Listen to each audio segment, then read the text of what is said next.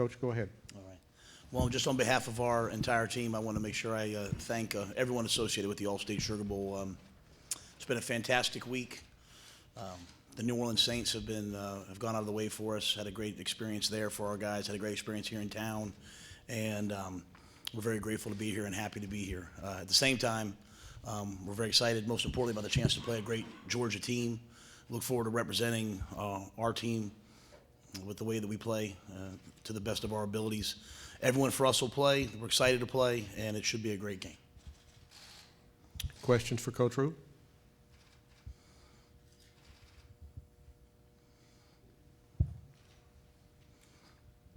Looks like on the left towards the back, Coach.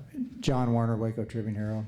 Thought I'd get this one out of the way early. Have you been contacted by any NFL teams, and do you think it's been a distraction at all this week? I've not been contacted by anybody, but I mean, it's certainly a distraction in that our guys are answering that instead of talking about the game, which I hate. But you know, I was talking to James Lynch yesterday. Like he said, it's part of my job. When our players play well and when they do things like they've done, going from 1-11 to the Sugar Bowl, people are going to take notice of not just me but my staff. I've had guys on my staff offered, you know, Division I jobs this year. I've had head coaching jobs, and we're pretty committed to being at Baylor. It's a wonderful place, and so I hate that it's even a storyline for our players, but they've handled it really well, and they're used to it. It's been every year, it's been that way. We'll stay on the left towards the center of the room. Yeah, Murray Poole, Bulldog Illustrated. Coach, describe James Lynch, what makes him a special football player. I know he's Big 12 Defensive Player of the Year, All-American, first team, and just what kind of guy is this? Relentless, apparently, on the field. Yes, sir. I think one of the things about James is he's tremendously athletic for a big man. You know, he's 300 pounds, but he runs a shuttle like a secondary player, and so it's really his quickness that it's allowed him to have the production that he's had, and he's a relentless player, a really smart player. But I want to make sure I say this: he's a really, really good athlete too. And you know, most of his sacks come out of a three-man front. You know, where he gets double teamed. He has a tremendous ability to change his body angles, and he just finds a way to get to the quarterback. And so he makes a ton of plays for us getting the quarterback. He also makes a ton of plays for us in the run game, and that's certainly, when you play a team like Georgia, that's number one, is finding a way to stop the run, especially the outside running game, and it'll be really key that he does that. We'll move over on the right side towards the front.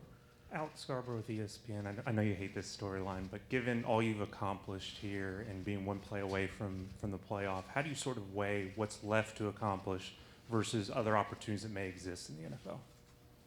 Oh, we're talking about for me? Yes. Oh, yeah. I don't.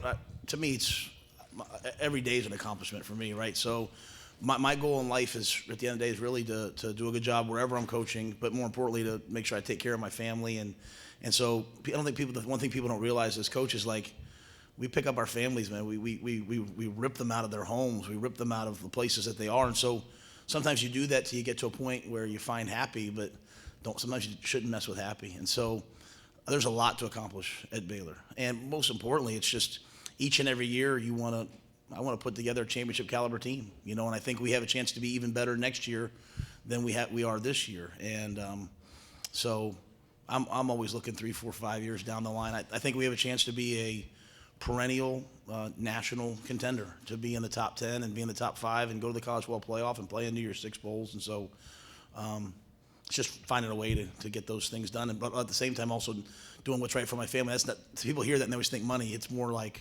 where's the right place for them to be? And Waco and Baylor have been amazing to my family. Still on the left side, midway back.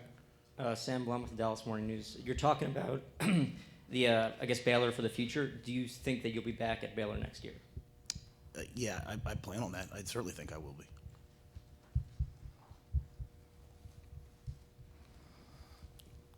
I believe, we got on the front row on the left.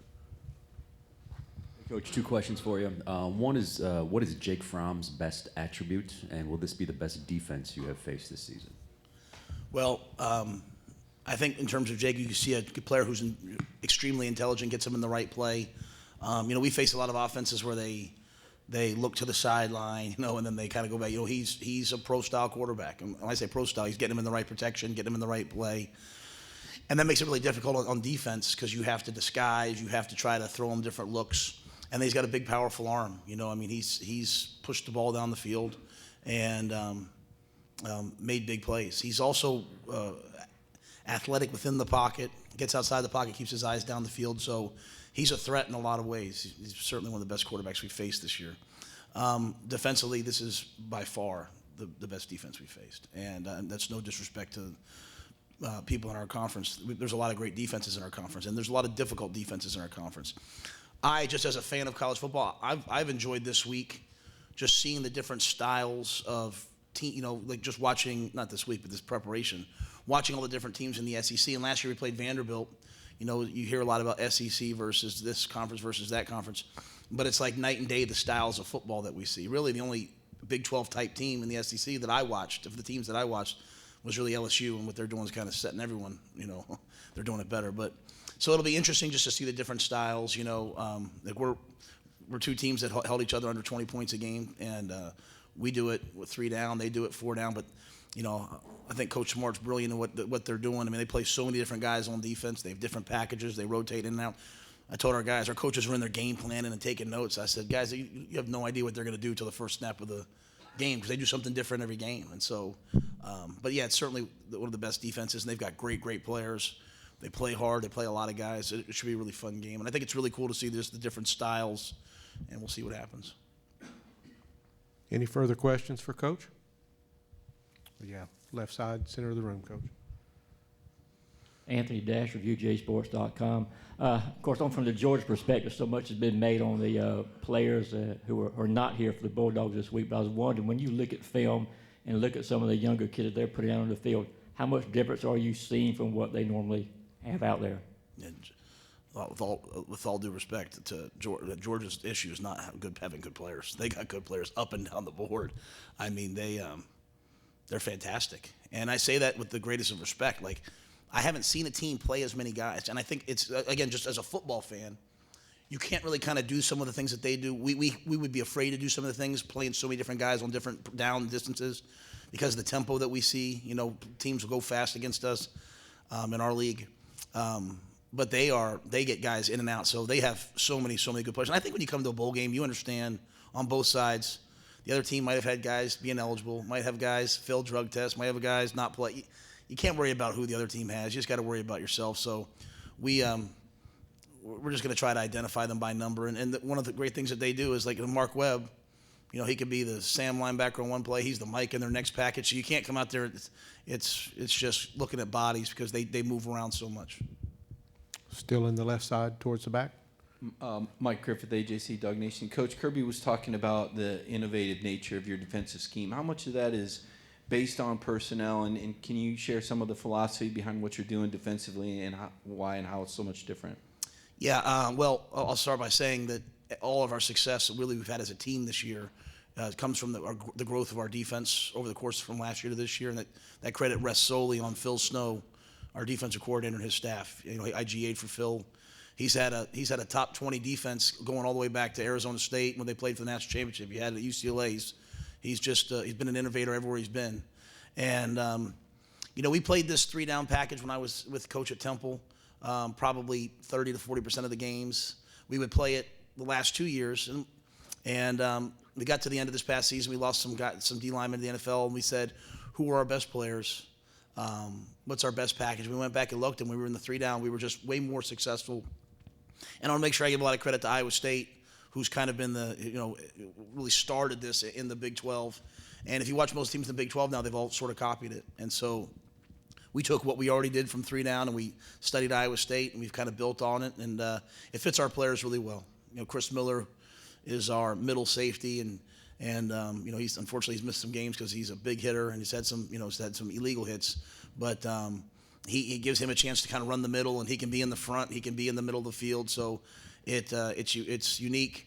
Now you have to see if you can man up against the size and the strength of Georgia and the downhill running game. So I think it'll be a really cool game from a football perspective, seeing how they attack this defense that maybe they don't see a ton of. But, you know, if you watch them against LSU, they basically played against LSU what we play. So they played a 3-1 with the linebacker behind it. So they certainly have experience, seeing it because they did it. Let's move over to the right side in the center. Coach Ed Daniels, WGNO in New Orleans. I was at the Peach Bowl. Coach, were you shocked that what LSU was able to do to Oklahoma? And when you look at Joe Burrow, if you've studied him at all, or seen enough of him, can you kind of comment on what kind of season do you think he's having? Yeah, I mean, I think Joe Burrow's obviously the Heisman Trophy winner, landslide for a reason. I think he's tremendously accurate. I think the wideouts probably don't even, they get a lot of credit, probably don't give enough credit for the amount of, I mean, they recovered quite a bit in that game the other night.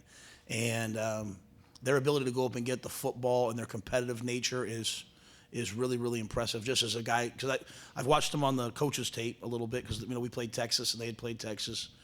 I think that they're what they're doing is really historic so far. And I think one of the things I like about Joe is he puts people in a real conflict with his ability to run and keep his eyes down the field. And you saw that in that game the other day. Like, if he starts to run and people come up, then he finds a way to throw it over top of their heads. And if they stay back, he looks. And he's got a lot of Aaron Rodgers qualities in that regard. So what they've done this year is impressive. And I probably should have started by saying this, but what a profile and courage, and as a coach, to see what Coach Ensminger did, going out there and coaching in that game, that was really, really special and at the same time heartbreaking. But I think Oklahoma's a great team. I think Oklahoma just kind of, sometimes you have one of those games, man, where it just hits you before you know it hits you, and you're trying to regroup and get back in it. But LSU looks like a team that's on a mission, and obviously Clemson's been there before. So as a fan, I can't wait to just sit back and watch it on TV. I think the microphone's on the left towards the back. Yeah, Matt, how good has this 3-week break been for Charlie Brewer, and what are you seeing from him in practice? Well, I mean, he's practiced really well. I think, obviously having some time to kind of regroup, and I think just besides being, hit and having the concussion, I think, he was kind of beat up at the end of the year just from general contact, right? I mean, we ran him a lot against Oklahoma, then Texas. So I think, his ankle, his shoulder, his hip, they all feel better.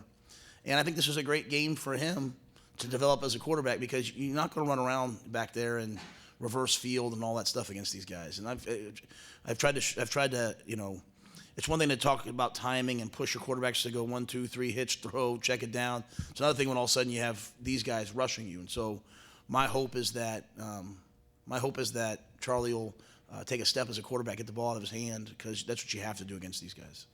We have time for one more question right on the right side. Coach, obviously you talked about wanting to showcase the team when y'all played Oklahoma earlier this year on national TV. You have another opportunity to do that in this game. How much did your team maybe learn from that, and how much do y'all relish these opportunities on this national primetime stage to showcase the program? Yeah, I mean, I think, gracious. I think, you go back and look at both Oklahoma games, we're one play away from winning those games, but we didn't make that play. So I don't say that as a loser. I say that I think it's always really important to look at, hey, you had to make one more play, but we didn't make it. I didn't make it as a coach. I didn't call one better call. So part of it being the first time is that, you're learning as you go. And really when after the game, you look back and say, you know what, we didn't get it done, but here's where we can improve. And so, I don't think you heard me say, well, I didn't feel sorry for us that we played our third string quarterback, to get to we played our third string quarterback, and he's going to go out there and play well. And so I think for me, those games were great steps for our program. Now, as I told them, the last game we played the top number 5 team in the country and we just lost, right? Well, here we have a chance to go play the number 5 team in the country again. And if we're competitors, if we're tough, if we're the team we want to be, then we have to go out there and fight them and understand that this will probably come down to one play, and we've got to make one more play yet again. And so I think our guys have practiced that way. Our guys have trained that way. I want to make sure I say this. I've tried to sound very grateful, because I am very grateful to be here. And it kind of, I read one of the things kind of comes across like I'm saying, hey, we're just happy to be here. We're not happy to be here. We're happy to have a chance to go compete in this game. This is the Sugar Bowl. This is an opportunity to go out and play a great team in Georgia. This is a great, great football team, and so that's been here before. So for us, Let's go out there. I expect our guys to go out there and fight, scratch, and claw. And it's no longer about being here. You know, now it's about, hey, let's go win one of these. Let's go find a way to make the plays it takes to do it. You know, and so that's where we are as a team. We have to make that next step. Like we can't we get in the Big 12 championship game. We give up a missed tackle to CeeDee Lamb for a 80-yard play, and then we kind of play great defense after that. There's no time for that versus these guys. So my hope is that our program takes a step in this game, and we fight, scratch, and claw, get the game down to the end, make one more play than they make, and we find a way to win the game. Coach, thank you for your time. Thank you very much.